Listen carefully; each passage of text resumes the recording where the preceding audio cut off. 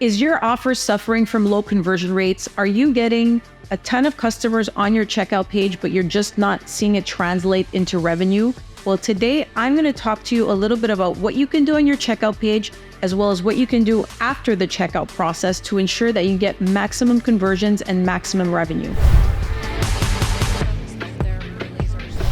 My name is Maria Sparagas, and I help thousands of 7- and 8-figure merchants figure out their payment processing and figure out how to convert more sales on their checkout page. Today, I really want to dive into a question that I get quite often and that I see tons on different social media boards. So let me share a question with you specifically that I saw on one of the Facebook board asking for advice on how to increase conversions.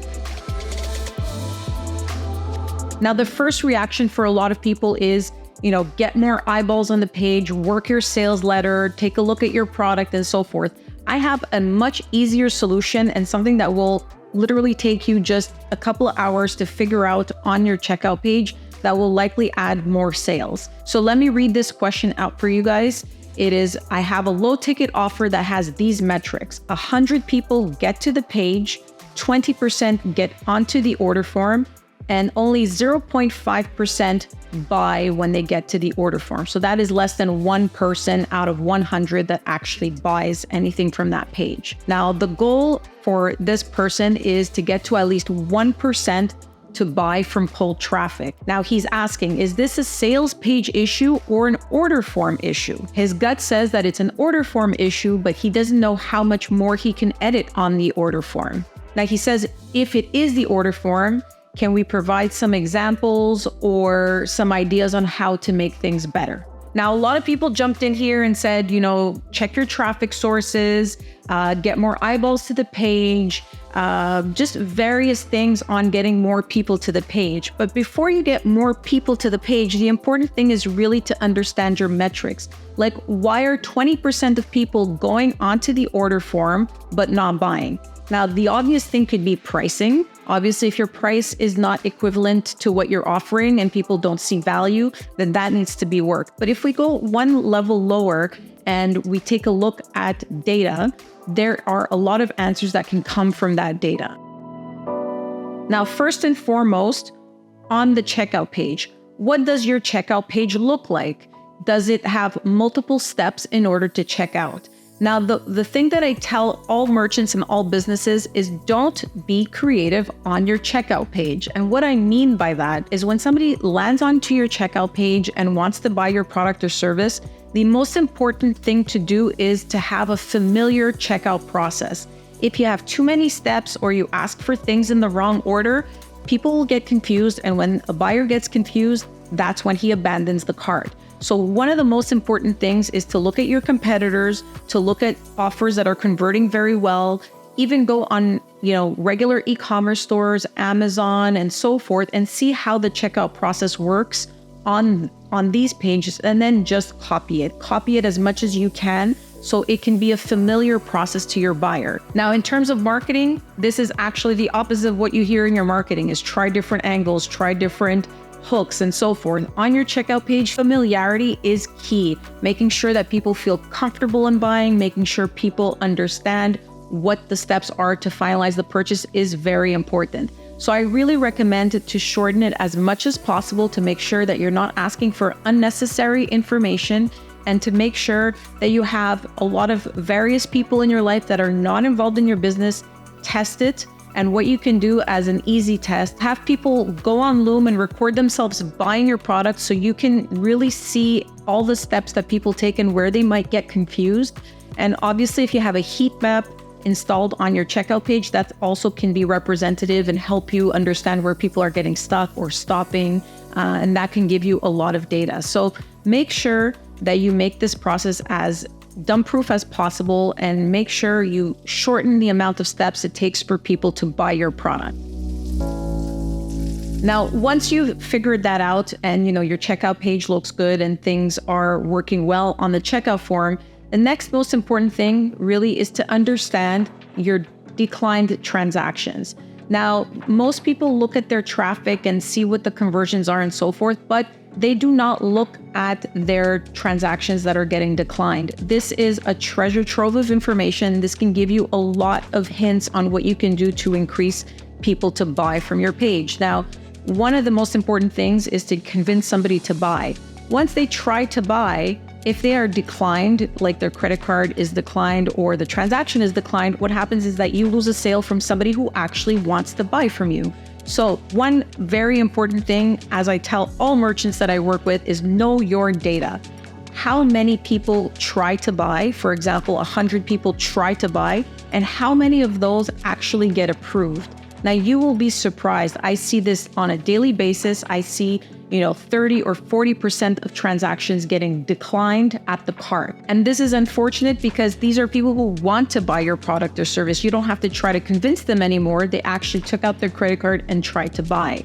So know what your transaction approval ratio is. You can get that from any payment gateway that you work with. You can just take a data dump of your transactions and then sort them by approved and declined. And you will see out of how many transactions you have, how many got approved and how many got declined.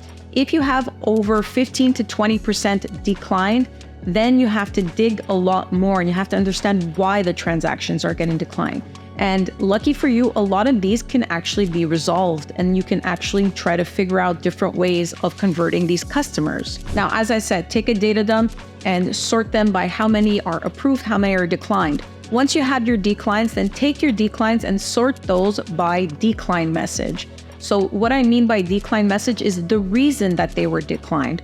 Were they declined, for example, because the customer didn't have sufficient funds? So you'd see an insufficient funds decline. Was it declined because the CVV or the address didn't match what's on the customer's record? So you got an AVS, which is address verification service decline, or CVV, which is the 3 digits in back of the card, didn't match what's on the card. Other reasons could be, for example, issuing bank declines or something called do not honor or just seeing decline.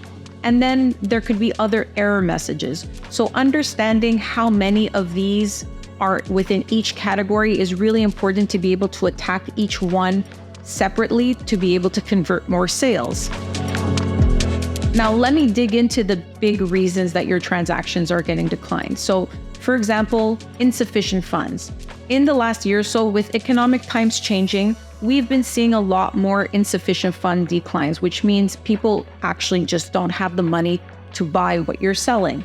Now, depending on how much that product or service is, or you may want to offer other payment options, for example, ACH, or if you're in Europe, there are different bank transfers and so forth. So you can find other ways for people to pay, or you can split up their payments or offer them different offers that are less expensive, for example. So that is one way to convert your insufficient fund customers, is by offering them different options and different payment modes and so forth.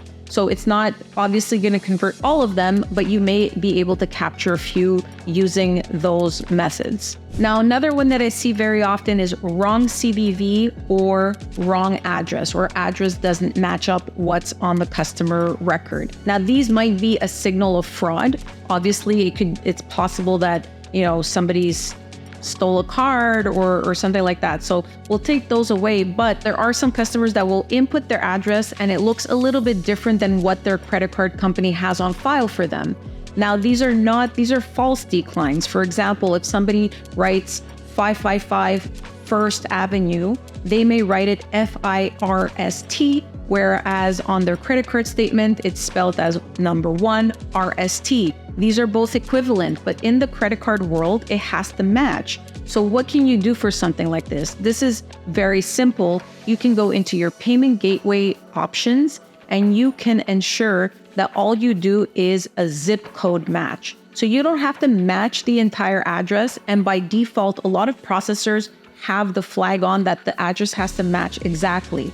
So take a look at your payment gateway options and ensure that for the address verification, all you're doing is a zip code match. Now, obviously, if the customer gets the wrong zip code, that would be declined, but it'll prevent misspellings of addresses and stuff like that. And most of the time, if they have the zip match, then it's fine because they just may have gotten confused in typing out their address. They may have missed a digit or missed a letter and so forth.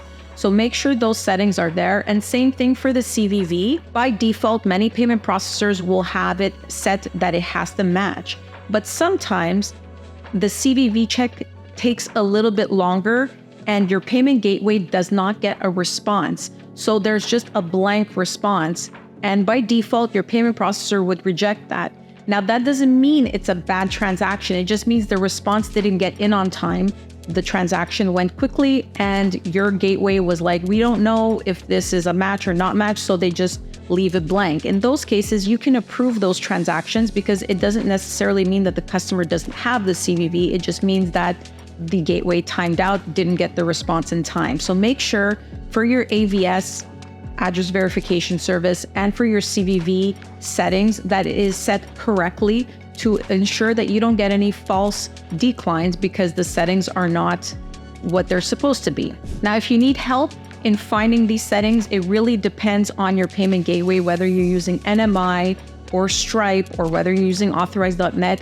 All of the gateways have these settings. You just have to find them so you can contact your support person to make sure to ask them where you can find these settings to set them up properly. Now, another really big one is issuing bank declines. You might see them as do not honors. Sometimes you might just see them as declines. The code could be 05 in some gateways. So these are just this general bucket of declines. What your customer's bank is saying is, we don't feel comfortable with this transaction, so we're declining it. Now, there's a couple of reasons they could be uncomfortable with the transaction. For example, if you're in a high risk category, the customer's bank sees that and they may not feel comfortable with approving a transaction for a high risk category. It is possible also that the transaction amount is very high and it falls outside of the buyer's habits. For example, if you're selling something for $3,000 and this customer usually buys things for $100 or $200 on their credit card, this falls outside of their patterns and alert the bank that this may not be a valid transaction. And there are a ton of other reasons. For example, if you're a foreign merchant and you're selling to somebody that's not in your local area or your country, that's another reason it would get declined because, again, it falls outside of the customer's buying pattern. So, for example, if somebody's in the US and you're located in the UK and you're selling them something, if your merchant account is in the UK and you sell something to somebody in the US, it might get declined because this customer, for example, has never bought something outside of the US.